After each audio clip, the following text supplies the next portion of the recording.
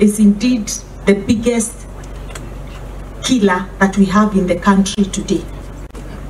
And when cancer hits a home, it takes away a lot from the people of the family. So I want to urge everybody, nataka kuambia kila mtu, ni wega kuthimwa na kuyatumia na tondu ni mwona nyawe ni wathie na thi nundu wa cancer ya nyondo niguo na thoma twiritwe we mutumia ni wega ukathimwa cancer ya nyondo once every year, especially agakorwo mukinyu stage ya guciara na we muciaru.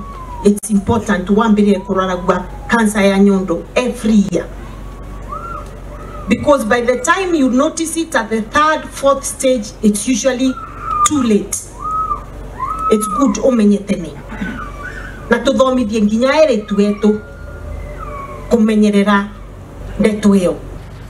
Hii nyumba yetu ndogo tukae chini tuweze kuongea, tuone vile we can even roll out a campaign ya kuhakikisha we are able to reach even those ones when they don't have means and they don't have ile uwezo inaweza saidia wao.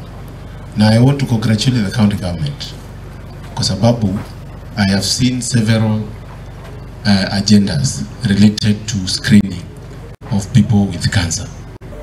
No ga kororua na woneke we at pre-cancer stage kwe undo twekaga tuga scoop those cells out of your womb, out of your cervix.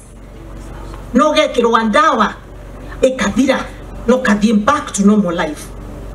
But when it is discovered too late, again it becomes very difficult to heal. Na ni free. Nayo mieri 3 kana mieri 3 mihituku